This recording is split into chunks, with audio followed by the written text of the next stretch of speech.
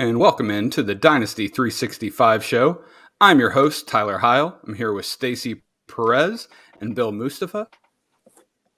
And this week, we're about our second group out of 4 of 2023 rookie wide receiver prospects and where you should be targeting them in your rookie drafts this season.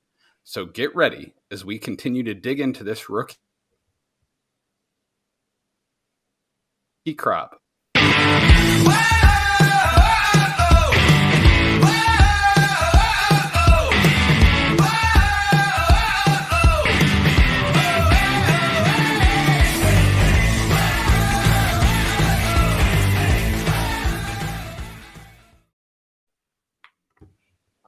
All right, everyone. So for those of you watching on YouTube, please remember to like this video, subscribe to our channel, and head over to fantasyandframes.com for more fantasy football advice from all of us here at Fantasy and Frames.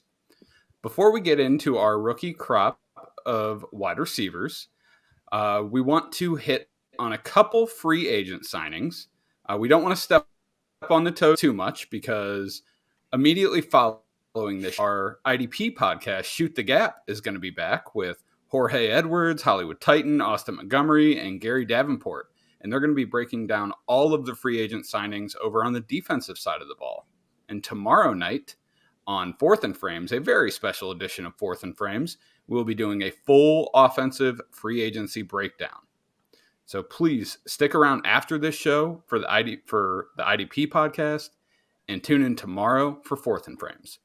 But we had to at least all hit one player. So what I want to do is allow everyone one player. Stacy, who's your guy that you want to hit from free agency? Okay, so I volunteered. I took one for the team and I said, I'll talk about Jimmy Garoppolo. And I'm sure you guys saw that, on our show sheet and we're like, oh, she just wants to talk about what a complete smoke show Jimmy G is.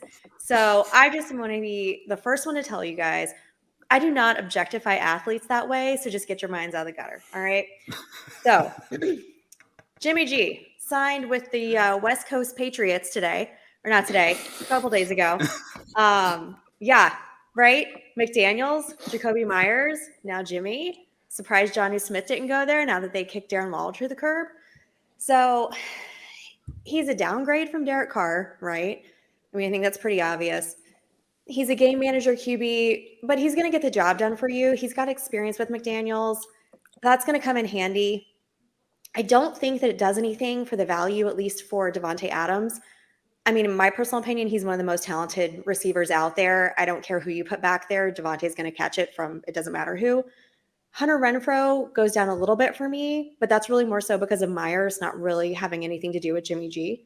I wouldn't be surprised if they do end up getting a rookie quarterback somewhere in the draft just because Jimmy's so injury prone. But I don't hate it. I don't hate that signing. I think we're going to see some good things out of Mr. Garoppolo in Vegas this year. There you go. I'm excited. So I used the proper term when I said, Stacy, guy you want to hit in free agency? Yes. What? Yeah. No. Again, I don't objectify athletes, Tyler. No. I don't know what you're talking about. No clue. The next guy, I'm doing a little bit of a deeper pull on the guy I wanted to cover. I'm going to talk about Samaje Perine just for a second. So Samaje Perine signed with the Denver Broncos, which I really like.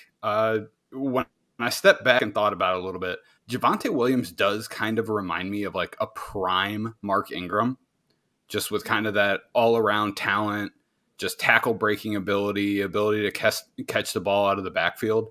So I think for Sean Payton, Samaje Perine is going to be a nice compliment to Javonte Williams. I'm not going to sit here and compare Samaje Perine to Alvin Kamara, like maybe a homeless man's Alvin Kamara, but wow. I think he will be productive. I think we're looking at maybe a mid-range to high-end RB3 for next year. So he does intrigue me a bit if you can get him for like a late third rounder or something like that, or an early fourth in one of your leagues. Bill, I know you had one you were very excited about. Who is it? Yeah, I've gone for the swag daddy himself. I've gone for Jamal Yes. Williams. Swag daddy. The touchdown leader from the running back position in the NFL last year. He's gone to the New Orleans Saints. The contract is what caught my eye. 3 years. I thought he was just going to hop around on a couple of one-year contracts and maybe try and nick himself a ring.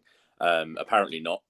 He's gone over to the Saints, so they've given him a little bit of security there, job security. Look, we're not going to expect him to do what he did last year. We don't expect him to score, nine touchdowns from a yard or less out. But what he is going to do is he is going to piss off all the Alvin Kamara owners. Because once he gets back from his suspension, as soon as they get to the goal line, Kamara's off the field, Jamal Williams on and running it up the middle for a touchdown. So he's still going to be fantasy relevant. He's still going to be upsetting the rosterers of a good running back just by doing his goal line thing. So yeah, I thought that was a bit interesting for the fantasy community that Jamal Williams is heading to New Orleans. If you were a contender and you could acquire Jamal Williams right now for a mid-second rounder, would you do it? Nope.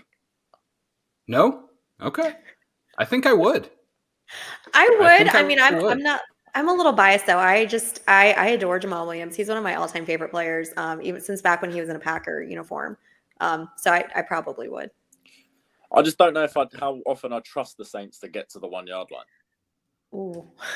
Whoa. They're like the best team in the NFC South. That's wow. That's like that meme with like the gold garbage bag amidst all the other garbage bags. Yeah, exactly. I'm not going to hold my breath for a repeat of what he did last year. So yeah mid-second. I can get Abanikanda in the mid-second. Did you just want to say his name? There you go. I think so. I don't know. I would look at him just because of Alvin Kamara's pending suspension. Yeah. I think he could be useful once Kamara gets booted for half the season for almost killing a guy. Yeah, but when they draft Jamal Gibbs, it's all going to be null and void. Ooh, that's fun. Ooh. That's a fun take. Okay. I like it. We're going to get Alvin Kamara 2.0 and go, that's an easy transition, isn't it? You go to prison and he can play. Deal. For real though, I thought when I saw that signing today with Swag Daddy going to the Saints, I thought, I wonder if they know something about Kamara's situation and if he's gonna, either take a deal or something's gonna shake out there and then he's gonna get suspended. But that was the first thing that I thought. They know he's on video beating a man after death, so he's not gonna play for the first sort of 8 to 10 games of the season. That suspension's coming. Yeah. Yikes. Yeah. On that note, so last week we covered 6 rookie pass catchers. We got Zay Flowers, Quentin Johnston, Ronnie Bell, Cedric Tillman, Parker Washington, and Jonathan Mingo. This week, we are going to go ahead and cover 6 more, and we're going to dive right in. We're going to start off with someone that could be a favorite. He might not be, but I think he should be. Bill, who's your guy? My guy. So last week, I had a look at the other Tennessee wide receiver, Cedric Tillman. This week, I took a look at the man, the myth, the legend, Jalen Hyatt. What a guy. I was introduced to Jalen Hyatt when I was watching Tennessee, Alabama, and I was like, who is this guy just absolutely bodying the second best defense in college football? So I avoided that tape because I was like, I've seen that. I don't want to get sucked into it. So I put on some other tape, and he's still as good as he looked. He's still as good as he looked in that game. Let's just, before we get into some tape, let's get into some measurables. 6 foot, 175 pounds. He ran a 4.4 40-yard dash, which surprised me. I expected him to run in the 4.3s. When you put the tape on, he looks a lot quicker than a 4.4. He's a guy that plays faster than he runs, which is surprising because he's a damn quick football player. Obviously, first strength it is speed. Just runs by everybody. There's not a guy I've seen that can keep up with him. There's not a guy I've seen that can even stay with him. He just burns everybody. He's gone. Just let him go, and you're not going to catch him. And like I said, plays faster than that 4.4 time that he ran at the combine. Natural hands, for a guy that I think a lot of people have tagged as this is an athlete playing wide receiver. You look at him and he catches the ball well away from his body. He's got confident hands. There's a few drops in there, but he's been credited with a lot of drops where Hendon Hooker's just not thrown a catchable ball. He's trying to go up. He's trying to get his fingers on it. He's managed to get a hand on it. Not quite reeled it in. Counts as a drop. For the majority of what I would deem as catchable, and obviously what I would deem as catchable and what PFF deem as catchable are two different things. He looked like a pretty sure-handed wide receiver, and something that impressed me. You seem to find these speed demons that aren't necessarily, great with the ball in their hand, or great once the ball's in the hand. Getting the ball in the hand is sometimes the issue. I also feel like he's got a natural feel for space. He always seems to be open. He always seems to be able to. He's not the kind of guy that's going to sit in a soft zone, but he just seems to. I don't know if it's the Tennessee offense where you're just faster than everybody, just run into space, and Hendon Hooker will get you the ball if that's the side of the field that he's reading. But he just always seemed open, and he's a guy that in the league defenses are going to have to factor him in, because if you don't game plan for him, he is going to ruin the game. He's going to ruin the game. You can't play man on man. You're going to have a safety over the top, because there's not a corner in the league that can keep up with him. It's just not going to happen. If you don't take into consideration his speed, you're going to get burned. And guys like that, the defensive coordinator has his game plan. Then he has to sit there and go, right, now how do I deal with this guy? How do we deal with this guy? What have I got to take away from stopping the run game? What have I got to take away from stopping the number one receiver? Because I can't leave this guy one-on-one with my corner, because he's going to die. Let's get into some of his weaknesses. Like I said, 6 foot, 175 pounds. He's not the biggest of guys. I do worry about his play strength. If you jam him at the line, if he doesn't get a free release, can he still be as effective? We're going to find out. I think it's a massive risk to press him at the line. If you miss and he's gone, that's a touchdown. How many defensive coordinators are going to be brave enough to say, right, jam him at the line? Because, like I said, you miss, he's gone. It's six. It's the play's over. Route tree. It's not refined at all. He's not a guy he's not Stephon Diggs. He's pretty much just going to run in a straight line or run to grass and hope that the quarterback gets in the ball. I think that's where he's best off doing. I think that, I don't want to call him a one-trick pony, but he might be a one-trick pony in the NFL. Although I don't necessarily see that as a problem. And the only other thing that I looked at his game and I didn't love was he has some wasted motion when he's trying to gear down or he's trying to change direction during a route. He's not a natural glider, if you like. He can't hit top speed and be able to change direction or gear down and run a cutback. So there's some little things in his game that I'm not in love with, but overall I think he's going to be just an absolute weapon in the NFL. He's going to be a defensive coordinator's nightmare. A good offensive coordinator, a Sean Payton and Andy Reid are going to absolutely love this guy. I think he could be special at the next level. I really do. And Bill, I'm right there with you. One of the best wide receiver room analogies that I've heard is from Daniel Jeremiah and Bucky Brooks. They kind of describe your wide receiver room as you want to build it like a basketball team. And the way I see it is Jalen Hyatt is that 3-and-D wing that every team desperately wants that can really stretch out a team's defense. And, Bill, you might be right. He might be a one-trick pony. His floor might be a one-trick pony. But it's a pretty damn good trick. Yeah. The player comp that I came up with for him that was also a one-trick pony that made a pretty good career out of it was Mike Wallace from the Steelers from the early 2010s. But like you said, you worry about his play strength a little bit. You just need to get this guy into a weight room, make him a 12-egg omelet every morning, lock him in a squat rack, and just don't let him out for the rest of the day. Yeah, you got to get him making his protein shakes with Ben and Jerry's. I think that's the play. That's the play once he gets drafted. Mike Wallace that's a good pull. That's a good pull. I like it. Nice. Next up is from Oklahoma, Marvin Mims. Stacy, can you tell us a little bit about him? Oh, I sure can. So Marvin Mims, I had no idea who Marvin Mims was before I started my journey, but I do now, and I kind of love him. So Marvin Mims, he's 5'10", he's 183 pounds, slightly thinner than Bryce Young, let's say. And you're probably like, why do I care about a receiver who's 5'10" and 183 pounds? This is why. Because he has feet of flames, okay? He's so fast. He ran a 4.38 40, is the fourth fastest overall.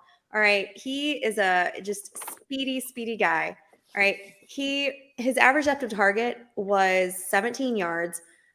Why do we care about this, right? Because he's using his speed to get behind those defenses and just create all this separation. All right.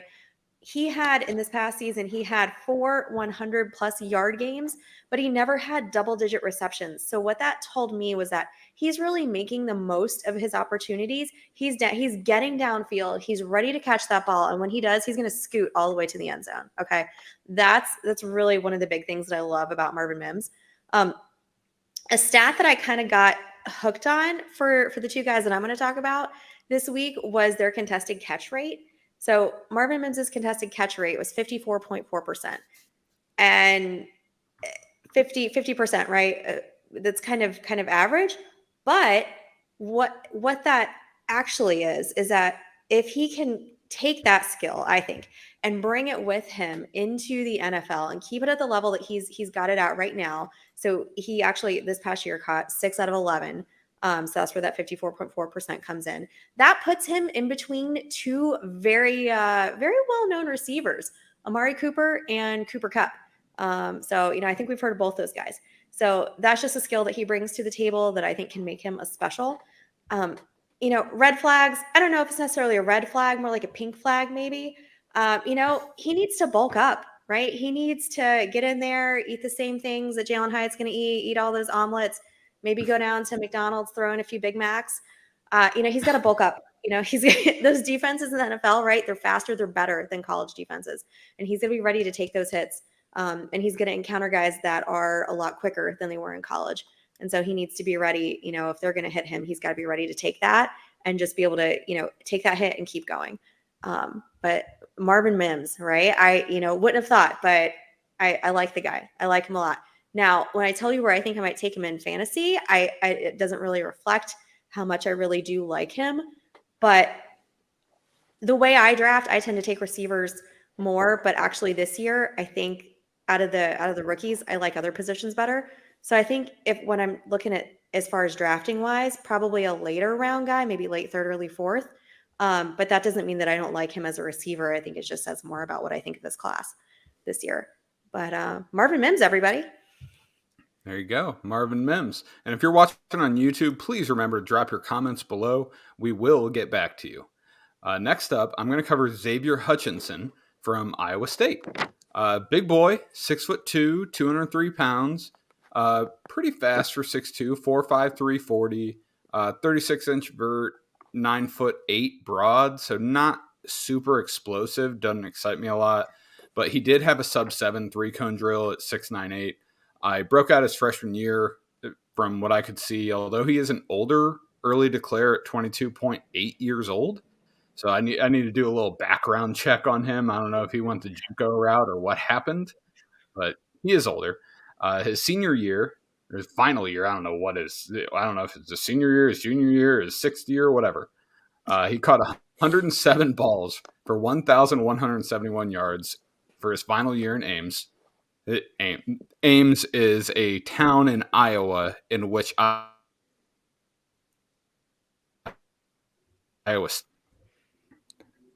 But he did improve every year of his career there. So some of his strengths: beautiful concentration catch against Iowa on a tip ball. I was just watching him play, and Iowa linebacker tipped the ball. He kept his eye on the ball in traffic, still managed to pull it down. So that impressed me. He did show some really nice contest catch ability, tracking the ball over his shoulder, coming down, leaping up, coming down with it. He had solid long speed. The only problem with that is he's a bit of a long strider, being 6'2". He's not super explosive as displayed by the measurables. So he needs a little bit of a runway to get going. But once he does, he can move. And yeah, he can really track the ball well. He impresses me on those deep balls. Weaknesses. I meant he is good in contested catch situations. Downside, he's in a lot of contested catch situations because he can't really get open all that well. He did have 6 drops his final season at Iowa State, so that's a little bit concerning. He needs to work on route running. He does not have a very refined route tree. His 3-cone drill does tell me that he can run routes pretty well. That's the ability to change direction, ability to move around. So he just needs to figure out how to translate that athleticism into his route tree. Overall, I like Xavier Hutchinson. I don't love him. I'll take a shot on him at some point, but I'm not super crazy about him.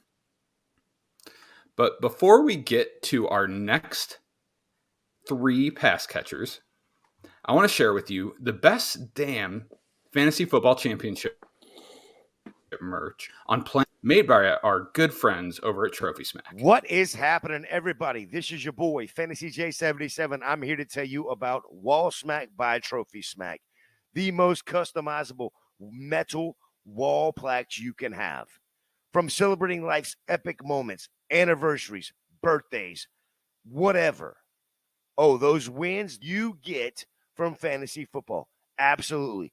You can literally customize any of these images on the Trophy Smack website using the code FRAMES10. 10% off right now. You have the pictures in your phone. The code is FRAMES10. Use it. And thank you to our buddy Gator J for recording that for us. First wide receiver up in our second group is going to be Raheem Jarrett. Bill, what do you know about Raheem Jarrett? Well, I didn't know much going into the film work. I'd heard the name, but I thought there might have been a little fall off because it was last season, last college year. I heard the name quite a lot, and it was a guy I looked out for this year, and then it kind of fell off a cliff. So I thought, let's get the tape on and let's see what he's all about. So 6 foot, 192 pounds. Not bad size, not great size. 4.44 40-yard dash. Try saying that 3 times fast. Let's talk about some of his strengths. I was really impressed with that initial burst that he shows off the line. That initial burst that he shows on his get off and his release. He's a guy that has some real good effort. Initially, some real good effort at the start of the play, almost like he's trying to convince his quarterback to get him the ball. Look at me, I beat my man off the line, give me the ball quick. And I like that in a receiver. I like a receiver that comes in hot. So run after the catch ability is something else that I think he has. He's a guy that I just wanted to see Maryland put the ball in his hand a little bit more.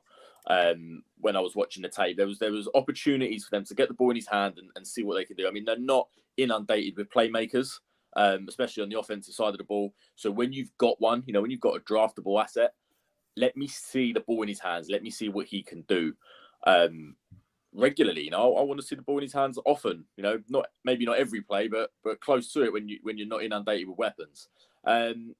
And although he's a raw prospect, in my opinion, he's not the full article. I feel that there's athletic upside there. He's going to be primarily in the slot, but I think there's some upside and some versatility to use him. You can use him out wide. You can use him on a jet sweep or put him in motion. He's got some versatility that I think can be used in a pinch that gives him some value. Some added value to a team that's going to draft him. Now, if we get into his weaknesses, I couldn't work out why after that great initial burst and that great effort off the line and in his release, he just wasn't separating. And then the more I watched, the more I realized he just gets lazy at the top of the route. He doesn't try and sell it. He doesn't try and gain that little bit of separation that might convince the quarterback to look at him. If he doesn't win and get separation early, it's very unlikely that he's going to throughout his route. That's something that I think can be worked on. You just need someone. You need a wide receiver coach. You need some pros in the room. You can't just bank on the fact that you're gonna get off the line well and get a good release and win. It doesn't work like that. So a little bit of effort and a little bit of craft at the top of his route, I think, would really help him. I wasn't in love with his hands. This guy had 8 drops last year. I looked at PFF and they have a grade for hand drops, 36.5, which is one of the worst in the class. So not something I love, and it does show on tape. That's not just looking at stats. You watch him and you think that the hands are a little bit questionable. And also he's quick, not fast. He's a guy, like I said, wins off the line, wins quickly, but he's not gonna burn you down the field. He gives DBs an opportunity to catch him down the field, and that's why I think primarily in the NFL I'd like to see him in the slot. All right, and our buddy SC Romero has Raheem Mostert as one of his favorite wide receivers in this class. He's a little concerned about bad quarterback play, which I don't entirely fault him for, seeing as he was over at Maryland. And to be honest with you, I'm not sure who was throwing him the ball. Wasn't it his brother? Yeah, brother. It's Baby Tua. Yeah, Baby Tua. Oh yeah, that's right, Baby Tua. Yeah, he's not going to get drafted.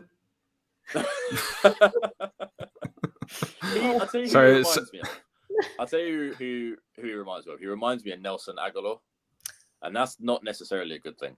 I was going to ask, is that a good thing or a bad thing? No, because I kind of cringed when you said that. I was like, "Ooh, Nelson Aguilar." If Nelson Aguilar would have come into the league as a 3rd or 4th round draft pick and played primarily in the slot, we might all go, "Oh yeah, he's not a bad player." But the fact that he come in and was picked where he was and used in the way he was kind of makes that name a bit icky. And Garrett gives me the same kind of vibes. So let's see. Yeah. There you go. And everyone, don't forget to drop your comments on the video on YouTube, and we will be happy to answer them. Next guy we're going to cover is Jordan Addison out of the University of Southern California. I don't know why that was just so hard for me to say.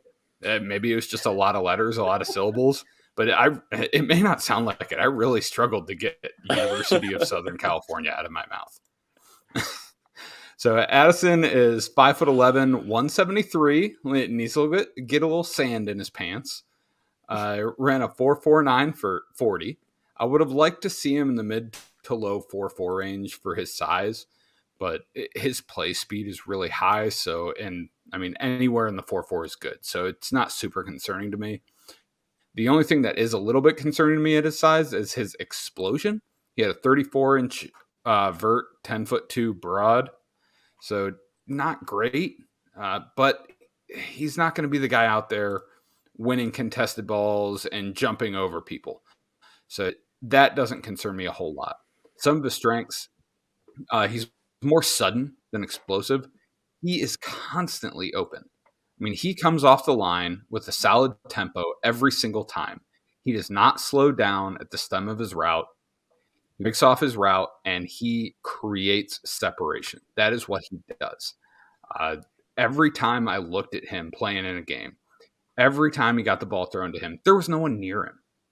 He was creating several yards of separation every single route that he ran. So that really excites me. And as you watch him play, he really showed good burst in his routes, really good athleticism. So he really does excite me. And on top of that, he's slippery in the run after the catch. He also has punt return experience. So as long as someone doesn't get a hold of his little ass, he should be okay. Weaknesses, small stature. If he gets mugged up at the line and he can't get off of that press coverage, he's going to have some trouble. And he has trouble getting off the press coverage due to his play strength and due to his lack of size.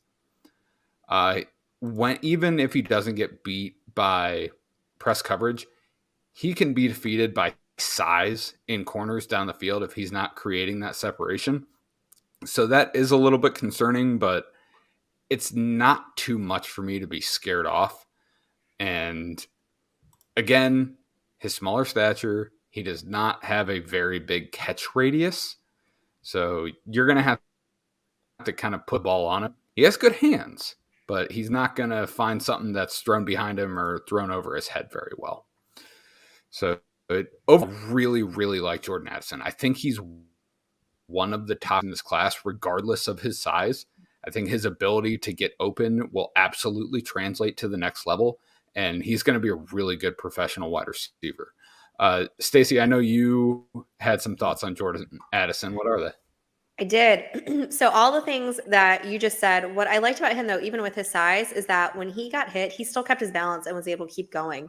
And just like, when he would get to the top end of his routes, he just had this really great ability to make those defenders think that he's going in the opposite direction. So love that about him. Besides Jalen Hyatt, probably my favorite receiver out of this group that we're doing. Might be one of my favorite receivers overall. I did a draft back right before the Super Bowl. I did a few drafts back then.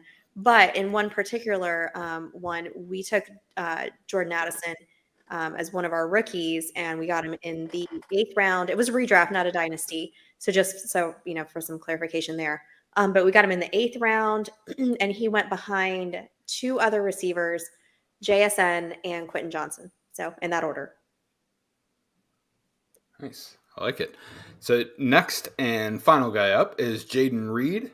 Stacy, let's stick with you. What do you think about Jaden Reed? Yeah, Jaden Reed. So out of Michigan State. Originally, he went to Western Michigan.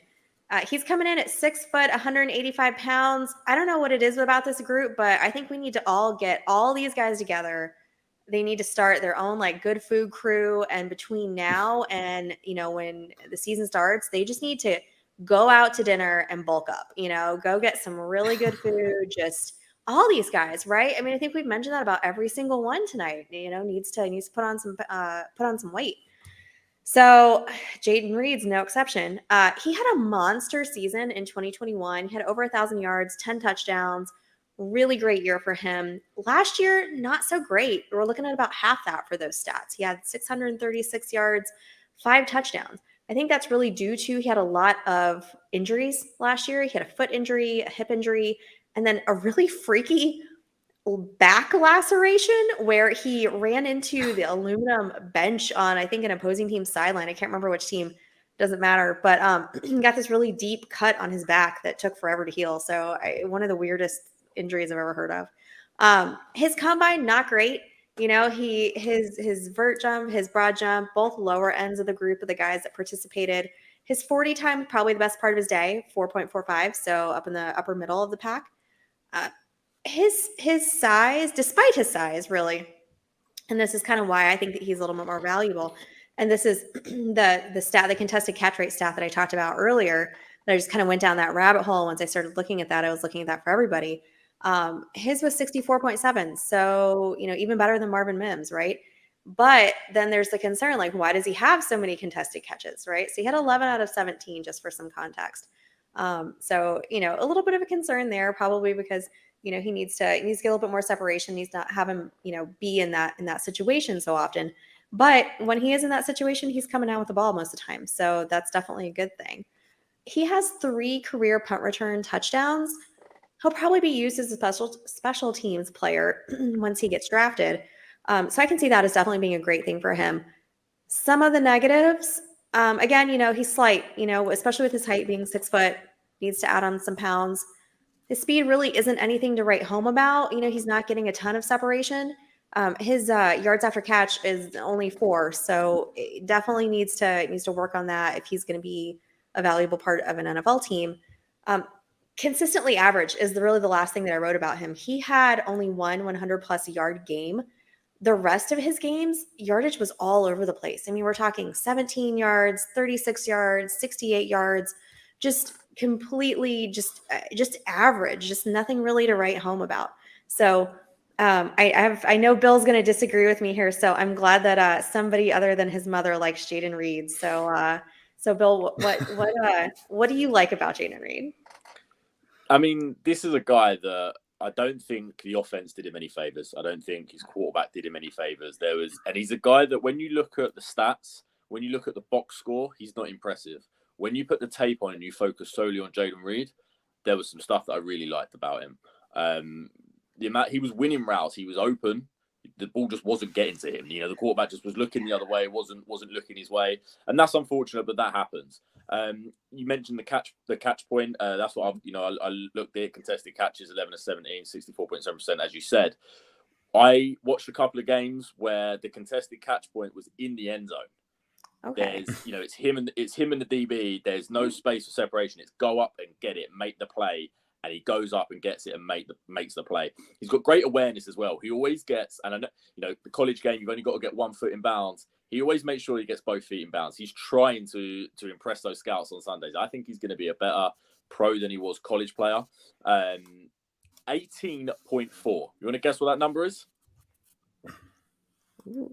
No? That's his breakout age. 98th percentile. Wow. 98th percentile, yeah?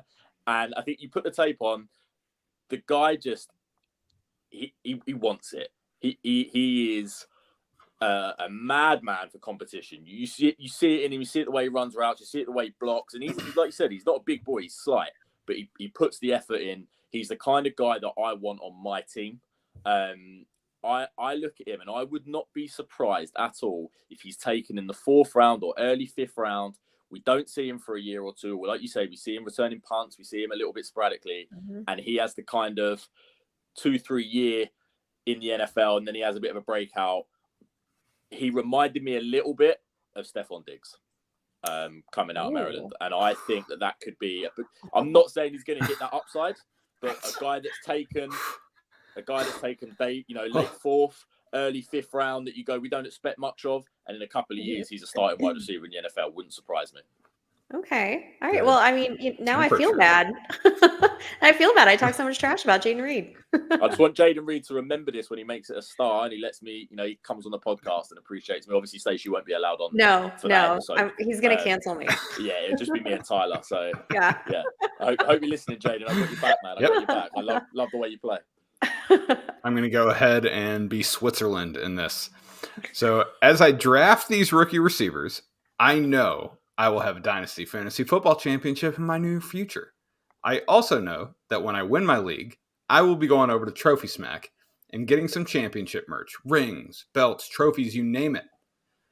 All so I can enlighten my league mates as to just how superior I am to them. Hey folks, it's Jorge here from Fantasy and Frames, and today I'm here to talk to you about Trophy Smack's customizable championship belts. In my opinion, the word quality is something that is thrown around a little bit too freely nowadays. That is not the case when it comes to these championship belts. You can take any picture you want and using Trophy Smack's online design tool, upload them onto your belt.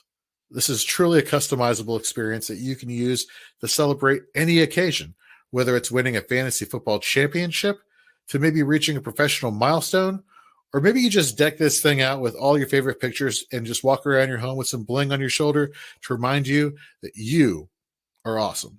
You should definitely do that. And if you head over to TrophySmack.com today, use the promo code FRAMES10, you'll get 10% off of your purchase. Highly recommend. So again, head over to TrophySmack.com today and get your customizable championship belt 10% off using the promo code FRAMES10.